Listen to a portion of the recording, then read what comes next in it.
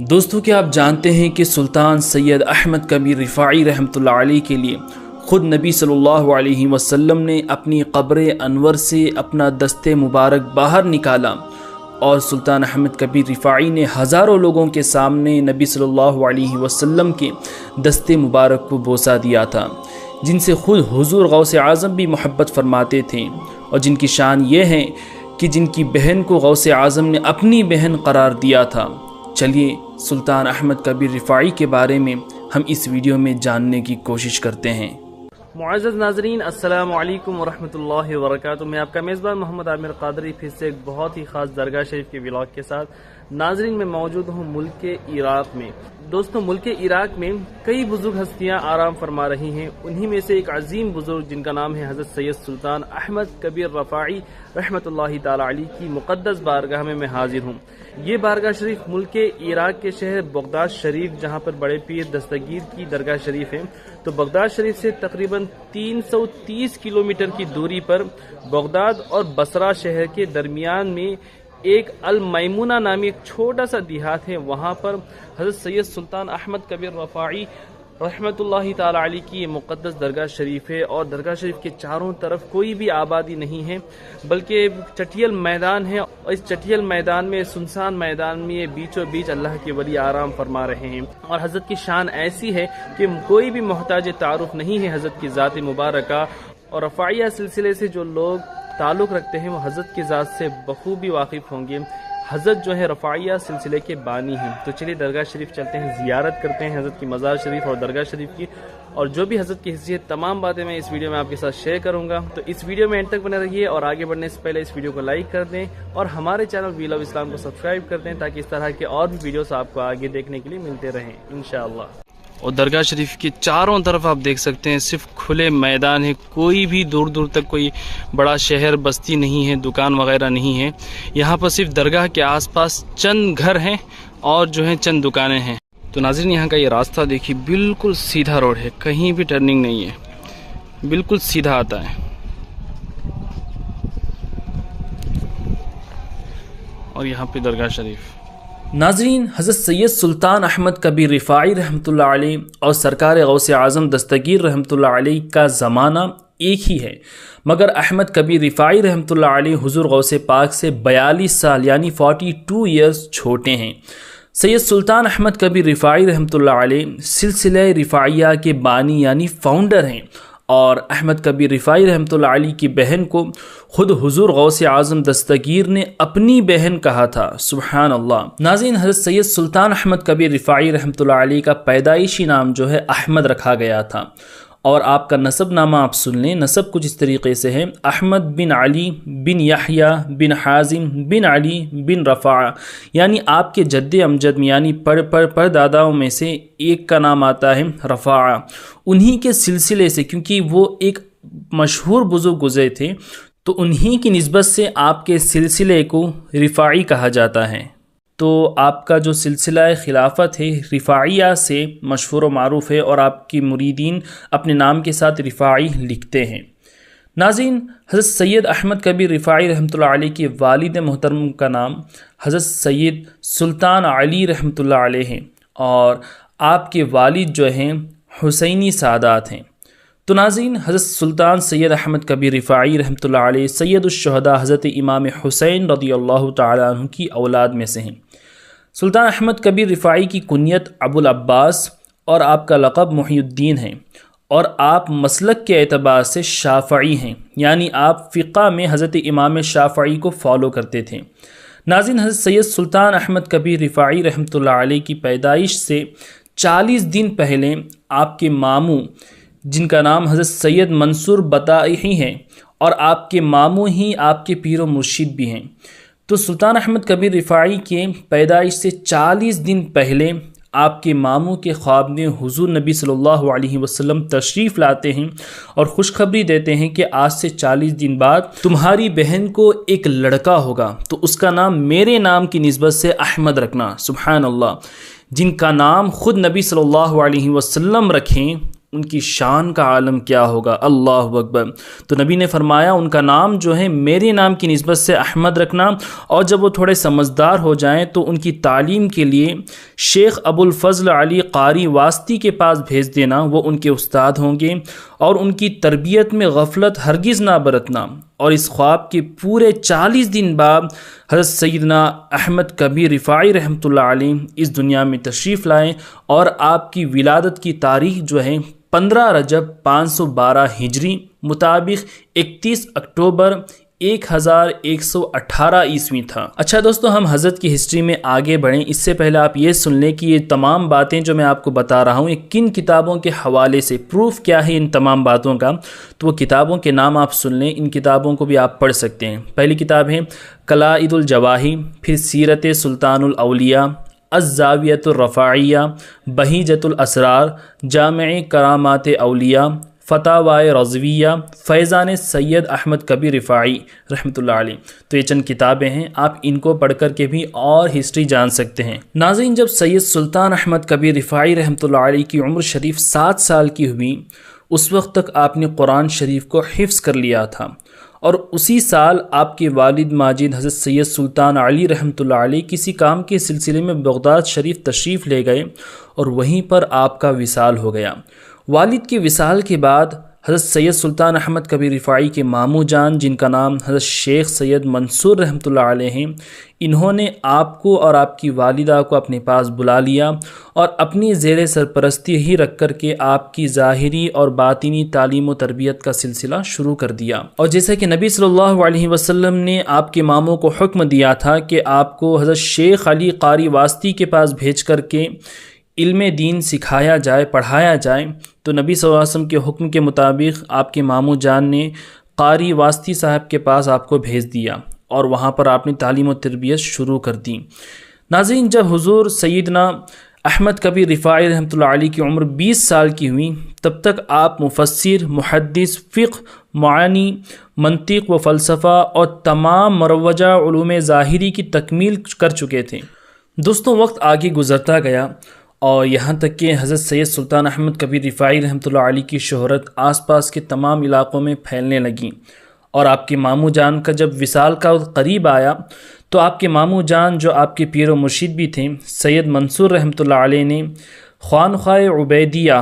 صوبہ ذیقار جنوبی عراق کی خلافت آپ کے سپرد فرما دی، یعنی آپ کو خلافت عطا کر دی، تاکہ آپ اسی خانقاہ میں رہ کر کے خلق خدا کی ہدایت اور رہنمائی کریں، یعنی دینی علم کو آگے بڑھائیں، اسلام کو آگے بڑھائیں اور لوگوں کی ہدایت کرتے رہیں۔ ناظرین، سید سلطان احمد کبیر رفاعی رحمۃ اللہ علیہ کو جیسے ہی پتہ چلتا کہ آپ کے آس پاس میں عزیز و اقارب میں کوئی بیمار ہیں تو آپ فوراً اس کی عیادت کے لیے جاتے، اس کا حال پوچھتے، اگر کوئی اس کو حاجت مندی ہو تو اس کی حاجت مندی دور کرتے، اس کی مدد فرماتے تھے۔ یہ آپ کا ایک خاص طریقہ تھا، اور 5 وقت فرض نمازوں کے علاوہ روزانہ 400 رکعت نوافل نماز آپ ادا کرتے تھے، اللہ اکبر، اور 1000 مرتبہ سورہ اخلاص پڑھتے اور روزانہ 2000 مرتبہ استغفار کرتے تھے۔ ناظرین، اس بات پہ غور کریں کہ سید سلطان احمد کبیر رفاعی رحمۃ اللہ علیہ اور حضور غوث اعظم دستگیر میں کس قدر محبت تھی، اس بات کا اندازہ یہ 2 واقعات میں آپ کو سناتا ہوں، اس کو سنیے، آپ کو اندازہ انشاءاللہ لگ جائے گا۔ بہیجۃ الاسرار میں ہے کہ جب قطب ربانی شہباز لامکانی محی الدین حضرت شیخ سیدنا عبد القادر جیلانی غوث اعظم دستگیر رضی اللہ تعالیٰ عنہ نے جس وقت یہ اعلان کیا تھا اللہ کے حکم سے کہ قدمی حاذہ علی رقبتی کل ولی اللہ، یعنی یہ میرا قدم ہر ولی کی گردن پر ہے، تو آپ کا یہ فرمان سن کر کے سید سلطان سید احمد کبیر رفاعی رحمۃ اللہ علیہ نے اپنی گردن جھکا کر عرض کیا تھا، علی رقبی، بے شک میری گردن پر حضور آپ کا قدم ہے، اللہ اکبر۔ تو وہاں پر موجود سید سلطان احمد کبیر رفاعی رحمۃ اللہ علیہ کے مریدوں نے عرض کیا کہ حضور آپ کیا فرما رہے ہیں؟ تو آپ نے ارشاد فرمایا کہ اس وقت بغداد کے دولہا اولیاء کے بادشاہ نے یہ اعلان کیا ہے کہ قدمی حاذہ علی رقبتی کل ولی اللہ،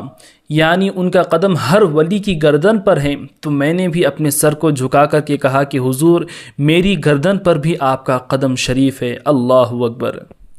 دوستوں اسی طریقے کا ایک اور محبت کا واقعہ آپ سماعت کریں۔ اعلیٰ حضرت امام اہل سنت مولانا شاہ امام احمد رضا خان بریلوی رحمۃ اللہ علیہ اپنی کتاب فتاوی رضویہ جلد 28 صفحہ نمبر 388 پر حضرت خضر موصلی رحمۃ اللہ علیہ کا واقعہ بیان کرتے ہیں کہ ایک مرتبہ سیدنا سرکار غوث اعظم دستگیر رضی اللہ تعالیٰ عنہ کی بارگاہ میں حضرت خضر بیٹھے ہوئے تھے اور اچانک آپ کے دل میں خیال آیا کہ کاش میں شیخ احمد کبیر رفاعی کی بھی زیارت کر لوں۔ سرکار غوث اعظم کی تو زیارت ہو گئی، کاش میں احمد کبیر رفاعی کی بھی زیارت کروں۔ تو حضور غوث اعظم نے آپ کے دل کے حال کو جان لیا۔ اللہ اکبر۔ دوستوں دیکھیں کہ اولیاء کی شان کیا ہوتی ہیں۔ آپ جو دل میں سوچتے ہیں اللہ کے کرم سے، اللہ کی عطا سے اولیاء اللہ کو وہ بھی پتہ چل جاتا ہے۔ تو سرکار غوث اعظم نے فرمایا کہ اے خضر، کیا تم شیخ احمد کو دیکھنا چاہتے ہو؟ تو حضرت خضر عرض کرتے ہیں کہ حضور ہاں میں دیکھنا چاہتا ہوں۔ تو سرکار غوث اعظم رضی اللہ تعالی عنہ نے اپنا سر مبارک تھوڑی دیر کے لیے جھکایا، پھر آپ نے اپنا سر مبارک اٹھا کر کے خضر سے فرمایا کہ اے خضر دیکھو یہ شیخ احمد ہیں۔ تو حضرت خضر عرض کرتے ہیں کہ میں نے اس وقت دیکھا کہ حضرت شیخ احمد کبیر رفاعی رحمۃ اللہ علیہ سرکار غوث پاک کے بازو میں پہلو میں بیٹھے ہوئے ہیں اور آپ کے کاندھے پر سرکار غوث اعظم نے اپنا ہاتھ مبارک رکھا ہے۔ اللہ اکبر۔ وہ کیا نورانی منظر ہوگا جب رفاعی دولہا اور قادری دولہا ایک ہی محفل میں بیٹھے ہوئے ہوں۔ وہ منظر دیکھنے والے ان خوش نصیب آنکھوں پر لاکھوں سلام۔ اللہ اکبر۔ تو شیخ خضر عرض کرتے ہیں کہ میں نے دیکھا کہ سلطان احمد کبیر رفاعی رحمۃ اللہ علیہ سرکار غوث اعظم کے پہلو میں بیٹھے ہوئے ہیں۔ پھر احمد کبیر رفاعی نے مجھ سے فرمایا کہ اے خضر، جب تمہارے آگے شیخ عبد القادر جیلانی بیٹھے ہوئے ہیں تو مجھے دیکھنے کی تمہاری کیا تمنا پیدا ہو گئی؟ ارے میں بھی شیخ عبد القادر جیلانی کے غلاموں میں سے ہوں۔ اللہ اکبر۔ یہ محبت دیکھیں کہ دونوں اولیاء آپس میں کس طریقے سے محبت فرماتے ہیں۔ پھر حضرت خضر موصلی رحمۃ اللہ علیہ عرض کرتے ہیں کہ جب سرکار غوث اعظم رضی اللہ تعالیٰ عنہ کا وصال ہو گیا تو میرے دل میں پھر سے تمنا پیدا ہوئی کہ میں احمد کبیر رفاعی کی زیارت کروں۔ تو میں بغداد شریف سے ام عبیدہ کی جو خانقاہ ہے سید سلطان احمد کبیر رفاعی کی، اس طرف روانہ ہو گیا، اور جب میں آپ کی محفل میں بیٹھا اور آپ کی زیارت کی تو میں نے اس دن جو سرکار غوث اعظم کے پہلو میں جیسے دیکھا تھا ویسے کہ ویسے سید سلطان احمد کبیر رفاعی مجھے نظر آئے تھے۔ یعنی یہ وہی سلطان احمد کبیر رفاعی ہیں جو اس دن سرکار غوث اعظم کے پہلو میں بیٹھے ہوئے تھے۔ جب سید سلطان احمد کبیر رفاعی نے مجھے دیکھا تو فرمایا کہ اے خضر، کیا پہلی مرتبہ تو نے میری زیارت کی تھی وہ کافی نہیں جو پھر سے چلے آئے ہو؟ اللہ اکبر۔ اولیاء اللہ کی شان ہی نرالی ہوتی ہے۔ دوستوں اس ویڈیو کی شروعات میں نے آپ سے عرض کیا تھا کہ سید سلطان احمد کبیر رفاعی رحمۃ اللہ علیہ نے نبی صلی اللہ علیہ وسلم کے دستے مبارک کو بوسہ دیا تھا۔ اس کا واقعہ کیا ہے؟ چلیے اس واقعے کو سنتے ہیں۔ اس واقعے کو امام اہل سنت امام احمد رضا رحمۃ اللہ علیہ ارشاد فرماتے ہیں اپنی کتاب فتاوی رضویہ جلد 22 صفحہ نمبر 374۔ اس میں یہ واقعہ نقل ہے۔ آپ نے اس واقعے کو کچھ اس طریقے سے بیان کیا ہے کہ سید سلطان احمد کبیر رفاعی رحمۃ اللہ علیہ جب حج کے لیے تشریف لے گئے تو حج کے بعد آپ مدینہ شریف تشریف لائے اور وہاں پر سرکار صلی اللہ علیہ وسلم کے روضہ مبارک کے آگے کھڑے ہو کر کے 2 اشعار پڑھتے ہیں۔ ان اشعار میں آپ یہی عرض کر رہے تھے کہ یا رسول اللہ صلی اللہ علیہ وسلم، آج تک میں آپ کی بارگاہ سے دور تھا اور روحانی طور پر آپ کی میں زیارت کرتا تھا۔ یا رسول اللہ صلی اللہ علیہ وسلم، آج میں آپ کی بارگاہ میں حاضر ہوا ہوں، میں آپ کے دست مبارک کو چومنا چاہتا ہوں، بوسہ دینا چاہتا ہوں۔ یا رسول اللہ مجھے یہ شرف عطا کیجیے۔ آپ کی اس التجا میں اتنی محبت تھی، اتنی تاثیر تھی کہ آقا صلی اللہ علیہ وسلم نے آپ پر کرم فرما دیا۔ نبی صلی اللہ علیہ وسلم نے اپنے قبر انور سے اپنا دست مبارک باہر نکال دیا سید سلطان احمد کبیر رفاعی کے لیے، آپ پر کرم فرمانے کے لیے، اور ہزاروں کی تعداد وہاں پر موجود تھی۔ ہزاروں لوگوں نے آپ کا یہ نورانی منظر دیکھا کہ سید سلطان احمد کبیر رفاعی رحمۃ اللہ علیہ نبی صلی اللہ علیہ وسلم کے دست مبارک کو بوسہ دیتے ہیں۔ اللہ اکبر۔ یہ شرف، یہ عطا نبی صلی اللہ علیہ وسلم نے سلطان احمد کبیر رفاعی رحمۃ اللہ علیہ پر عطا فرمائی تھی، آپ پر یہ خاص کرم فرمایا تھا۔ سلطان احمد کبیر رفاعی کے خادم خاص حضرت یعقوب رحمۃ اللہ علیہ فرماتے ہیں کہ جب سلطان احمد کبیر رفاعی رحمۃ اللہ علیہ کی وصال کا وقت قریب آیا تو 1 مہینے پہلے آپ مرض اسہال یعنی پیٹ کی بیماری میں مبتلا ہو گئے تھے۔ 1 ماہ تک آپ یہ تکلیف میں مبتلا رہے اور 20 دن تک آپ نے کچھ کھایا پیا نہیں تھا۔ نیز زندگی کے آخری لمحات میں آپ پر نہایت رقت طاری ہو جاتی تھی۔ آپ اپنے چہرے، اپنے داڑھی مبارک پر مٹی رگڑتے تھے اور روتے رہتے تھے اور لبوں سے یہ عرض کرتے، یا اللہ عفو و درگزر فرما، یا اللہ مجھے معاف فرما دے، یا اللہ مجھے اس مخلوق پر آنے والی مصیبتوں کے لیے چھت بنا دے۔ اللہ اکبر۔ اے رفاعی سلسلے والوں، اے رفاعی سلسلے میں مرید ہونے والے خوش نصیب لوگوں، اپنے اوپر فخر کرو، ناز کرو، اللہ کا شکر ادا کرو کہ آپ کی مصیبتوں پر حضور سید احمد کبیر رفاعی چھت بنے ہوئے ہیں، یعنی مصیبتوں سے بچانے والے آپ کے لیے سید احمد کبیر رفاعی ہیں، اور صرف اپنے مریدوں کے لیے نہیں، آپ کا کوئی بھی عقیدت مند ہو، کوئی بھی سلسلے کا شخص کیوں نہ ہو، اگر وہ سچی عقیدت سے سلطان احمد کبیر رفاعی رحمۃ اللہ علیہ کو مدد کے لیے پکارتا ہے تو بے شک آپ اس کی مدد فرماتے ہیں۔ ناظرین، 22 جمادی الاول 578 ہجری مطابق 12 سپٹمبر 1182 عیسوی میں آپ اس دنیا فانی سے کوچ فرما گئے،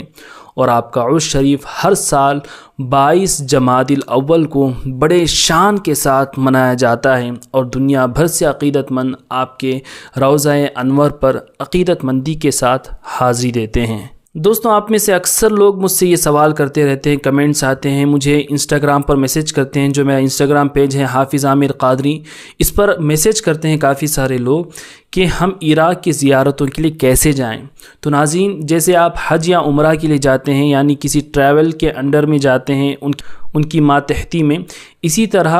عراق اور ایران کے ٹور کے لیے بھی کافی سارے ٹورس اینڈ ٹریولز ہیں، تو ان کی مدد سے ایک پیکیج بک کر کے آپ یہاں کی زیارتیں کر سکتے ہیں۔ اس کے لیے آپ اپنے شہر کے آس پاس پتہ لگائیں کہ کون ہیں جو یہاں کی زیارتیں کرواتے ہیں، تو آپ پہلے ان کے اوپر ریسرچ کریں، وہ کتنے بھروسے مند ہیں یا نہیں، یہ پتہ لگائیں، پھر ان کے انڈر میں آپ جو ہیں یہ زیارتیں کر سکتے ہیں۔